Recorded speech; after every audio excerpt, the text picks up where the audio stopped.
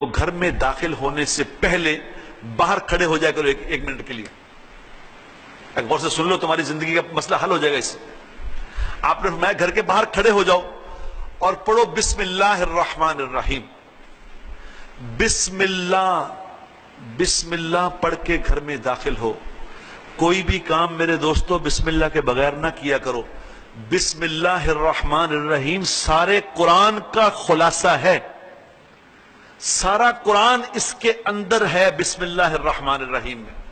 یہ ایسا بڑا ورد ہے جو اس ورد کو اپنا ورد بنا لے، اس سے کسی اور چیز کی ضرورت نہیں رہے گی.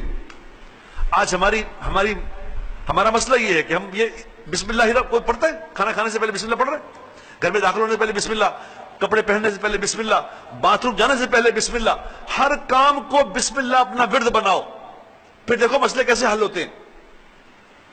آپ نے فرمایا بسم اللہ الرحمن الرحیم پڑھو اور گھر کے اندر پہلا قدم رکھو اور سلام کرو، السلام علیکم ورحمۃ اللہ. گھر میں کوئی ہو نہ ہو اونچی سلام کرو اور ایک دفعہ مجھ پہ درود پڑھو صلی اللہ علیہ وسلم.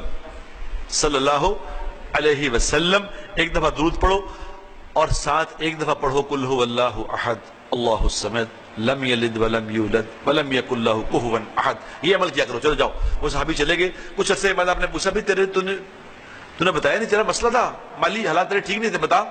اس نے کہا جی آپ نے بتا تو دیا تھا، میں نے مضبوط پکڑ لیا. صحابہ حضور کے عمل کو مضبوط پکڑ لیتے تھے، میں نے مضبوط پکڑ لیا. تو پھر آپ نے فرمایا پھر؟ اس نے کہا جی پھر کیا؟ میرا گھر نہیں، میرے گھر کے قریب جتنے گھر تھے سب کے مالی حالات اچھے ہو گئے. یہ اللہ کے نبی کا عمل ہے. اللہ کے نبی نے اعمال دیے ہیں.